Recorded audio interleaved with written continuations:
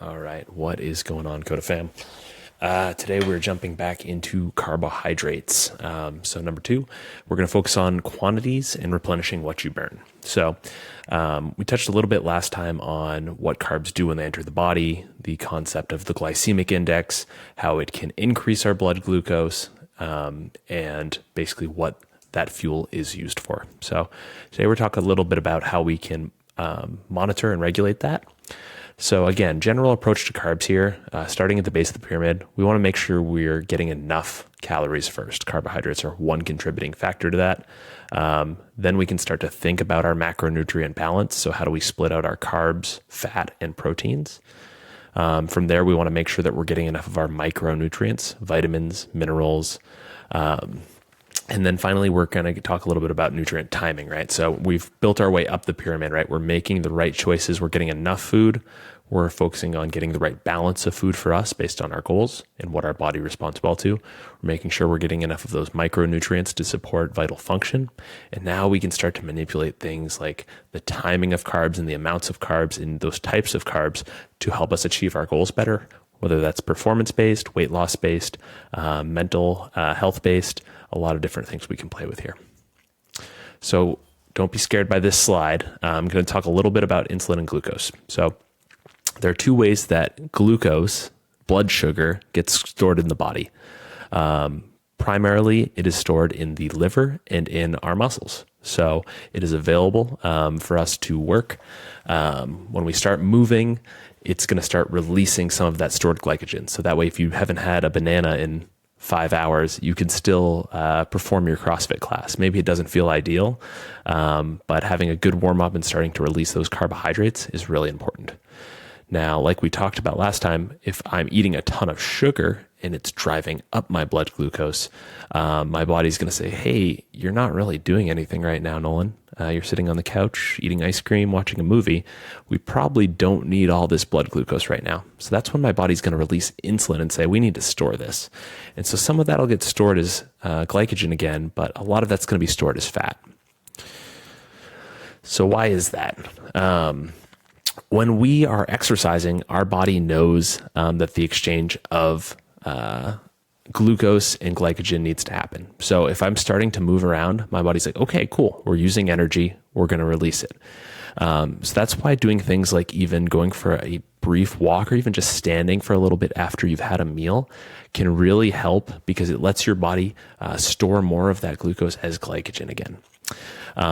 On the flip side, when we are going to fuel performance, we are definitely trying to move and keep moving. Like if we're doing a CrossFit class, running a race, going for a long hike or a day of skiing, we want to make sure that we're continuing to put glucose into the system so we can continue to fuel and sustain performance because our body's only able to store so much carbohydrate in that muscle and in that liver. So there's these things called GLUT4 transporters that help with that exchange of glucose in and out of the cell, that they basically open the floodgates when our body is performing activity. So let's do a quick breakdown that you can apply to you.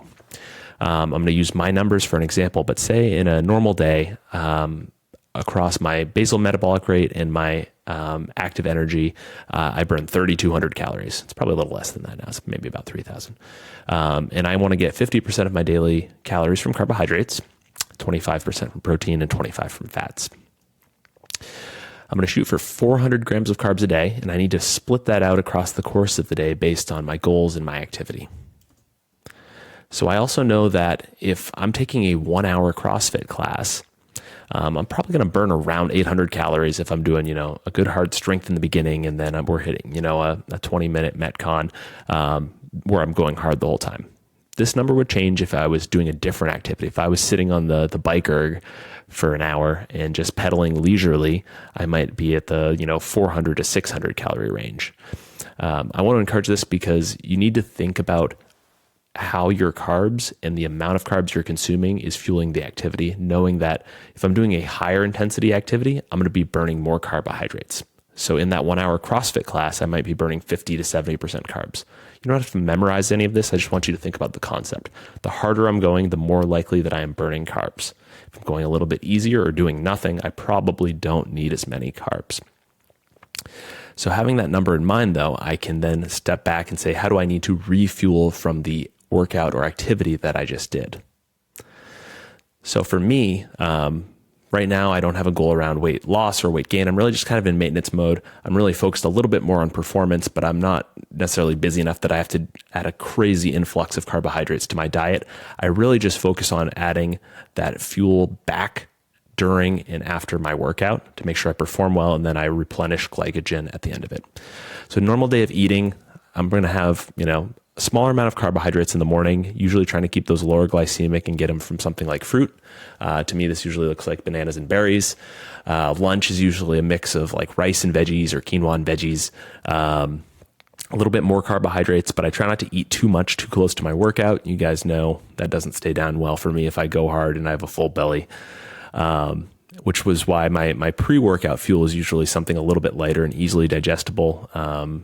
That could be supplement based, or it could be just some fruit that I'm used to and comfortable with, like a banana. And then during training, you probably see me, I'm almost always fueling that session, sipping on carbohydrates, depending on the length of the session and what I'm doing.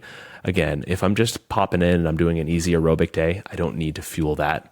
But if I am lifting heavy or doing something intense, I definitely want to put those carbs back in. And then after class, I am replenishing, making sure I get, again, some fast carbs in, maybe with some white rice, or maybe some juice even sometimes, which again, I try not to have these higher glycemic carbs except for during and after my workout. So they're easily digestible and giving me that fuel.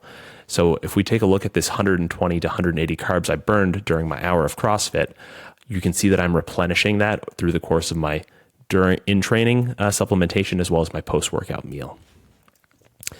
So if you're trying to gain weight, my recommendation would be to, or you're increasing training volume, it's to increase those calories by 250 to 500 maybe, mostly coming from probably protein and carbs, and trying to put those around your workout so you're really making sure you're recovering. Talk to me if you need help with kind of measuring that. So notice that in a day of eating, if I'm increasing, I'm probably going to go to like 75 grams before and during my workout, and probably adding some protein in there as well. If I'm trying to lose some weight or lose some fat specifically, I'm going to decrease calories primarily through carbohydrates while trying to keep my protein and fat intake numbers the same. I'm going to also try to maybe shorten that eating window and try to do a little bit more fasted activity that's in a fat burning phase. So this would just be as simple as walking fasted in the morning right when I wake up. So you can see here, I pretty much maintain a similar regimen, but I'm going to bump down that post-workout meal and again, try to keep it a little bit lighter. I'm still going to fuel and replenish during my training to make sure I'm getting that glucose right back into the muscle as glycogen. But that post-workout meal is maybe a little smaller and a little lighter on the carbs. So I hope this is helpful, guys. Let me know what it stirs up for you, and I'm happy to tackle any questions. Thanks.